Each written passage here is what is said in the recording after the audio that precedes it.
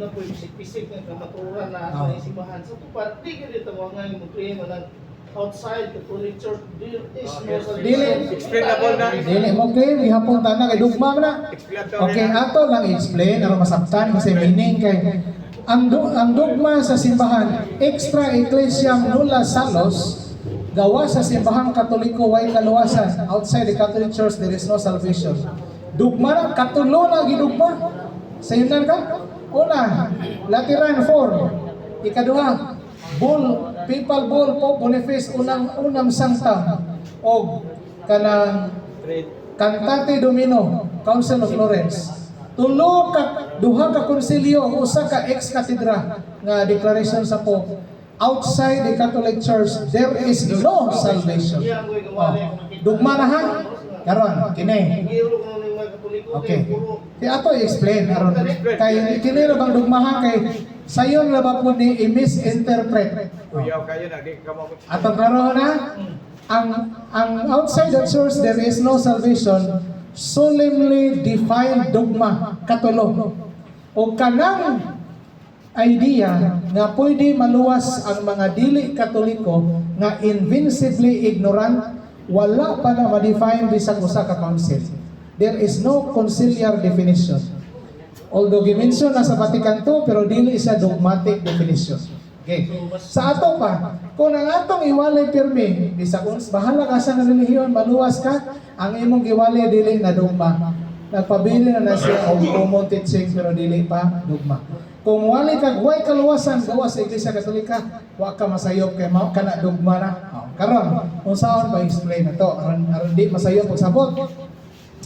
Ayaw kalimting ang simbang Katoliko na ilawas na kalag.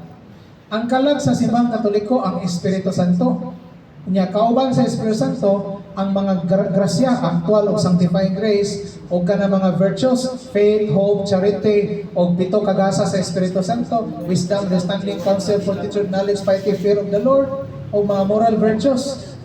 Basic catechism, bantay mo kay bawa na asin. Pero mo, basic catechism. Karo mo na kalag. Ang lawas sa simbahan kani makita nga istruktura kanang pito ka sakramento makita mo na. Ang Santo Papa, ang mga obispo, mga pare o mga tao, mao ni ang body of the church. Kanang gingon outside the church there is no salvation. Ang minimum nga requirement ana, at least kung wa man gani ka makunik sa lawas, at least connected ka sa kalag. Karon, kung di ka Katoliko, butang ta born again ka. Born again ka. Unya, wa ka kay ibang Katoliko ang tinuod, inosente ka. Unya, dili guilty mo pagka-inosente kay wa man sa tao na katudlo nimo. Totally jud mo kay impormasyon, way nakaduong nimo, wa kay paagi nga mahibaw. Natuo ka nga imong relihiyon ay sakto, Katoliko di. Pero buutan ka sa imong kinabuhi. Tungod kay buutan ka, sudlan ka sanctifying grace.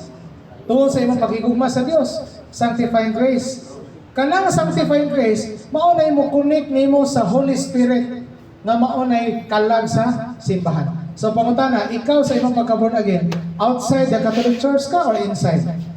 Inside ka, pero dili physically. Unsa man? Spiritually. Kay connected ka sa Espiritu Santo nga mao ang kalag sa simbahan. So pwede ka maluwas. Karon kinsa man tong outside sa simbahan Katoliko nga di maluwas. Katong dili ma-connected bisan sa kalag sa simbahan. Example na pagano ka? Wa ka kahibaw Katoliko ang tinuod. Wa ka ba Katoliko ang tinuod? Karon wa ka magpuyo og balaang kinabuhi. Butanta nagbuhat si kanang nagpuyo ka nga kanang dinautan nga kinabuhi. Wa ka makunik sa lawas kay di magkakatoliko. Wa po ka makunik sa kalag kay dautan magkakinabuhi. Outside the church na mo di ka maluwas. Kanipong ibutang ka, Iglesia ni Cristo ka. Nasayod na ka Katolikong tinuod. Bisan pag ipanghatag nimo ang imong mga katigayunan sa mga kabos. Tungod sa kay nasayod ka Katoliko tinuod, di ka mosunod sa Katoliko. Sala na batok sa Espiritu Santo kanang gitawag opposing the known truth. Pagsukol sa nasayran ng kamaturan na may unom ka sala batok sa Espiritu Santo. Narabay si Ibli ningon, mauni ang unong kasala sa Espiritu Santo. Sala, batok sa Espiritu Santo, dili kay sala sa Espiritu Santo. Unsa man na? Presumption, despair, opposing the known truth, envying another's graces, obstinacy in sin, final impenitence. Unong kasa batok sa Espiritu Santo. Ang ikatulo, opposing the known truth. Kanang nisukol ka sa kamatuoran nga nasayran na nimo nga kay bao ka nga tinuod ni. Pero di jud ka hangtod namatay wa jud ka musod sa Katoliko. Opos gyapon ka. Dili ka maluwas. Bisan pag nabuhat nimo tanang maayong buhat, usa ka mortal sin enough na nga moyabo sa tanang merito. Oh. Mao na nga ang Samaria na mo ni. Kung di ka Katoliko, wa ka kaybaw Katoliko ang tinuod, pero buutan ka, sakop ka sa kalang sa simbahan. Pero di ka Katoliko, kaybaw na kang Katoliko ang tinuod, bisan pag magbinuutan ka sa gawas, kung di ka musod, wa ka masakop sa kalang o sa outside the church ka, dili ka maluwas. Mao na nga, kanang dugma nga outside the church there is no salvation. Klarohon nato nga ang minimum nga requirement, masakop ka sa kalang. Minimum connected ka sa kalang nga mao ang Holy Spirit ug ang mga grasya nga makuha na sa tao nga invincibly ignorant. Mao na standard teaching sa simbahan. Naa na sa CCC 846, 847. Nasahan na 846. Karon kani mga CFD, no? Ako mong advisean, palit mo katekism ni Bradlito kanang Baltimore katekism. O kanang tulo pili mo ani mas may na man tulo kay di nay uban na ning katekism nga ning kuwang pa. Baltimore Catechism of Saint Pius X. Basig magtuo mo kay SSPX niya kay daghang kini po ignorante na mahal-hala ra pangatake wa pa makasusi. Kanang Catechism of Saint Pius X. Kana si Saint Pius X, santos na nga Santo Papa. Wa na siya labot anang SSPX nga mga traditionalist na misukol sa Vatican II. Way labot na. Nadaot man ang image ni Saint Pius X, gumikan na ng mga SSPX nga kusog po mga take sa Vatican II. Okay? With all due respect. So, balikon ako, mga CFD, mga igsoong CFD, labi na ka na mga bago-bago pagkasugod. Mo suggest ko ninyo, ayaw mo diretso basa ang Catechism of the Catholic Church kay beginner gani mo, malibog pa mo.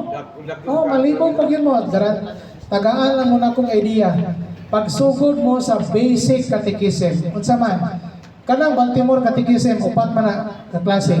Kanang number 2 or number 3 or number 4, mas maya number 2 lang. Baltimore Catechism number 2, Catechism of Saint Pius X, o kanang Coogan, Brief Catechism for Adults by Father William Coogan. Kung mangutana mo ana ni Bradlito naa na si kopya ana, pwede na siya mo baligya ninyo. Number 2. Oh, pwede mo muska mo mga naay mga internet diha, i-search na naman na makita mo sa internet. Ilami gyud tong naay hard na libro. Oh. Unya pagtuon gyud mo Catechism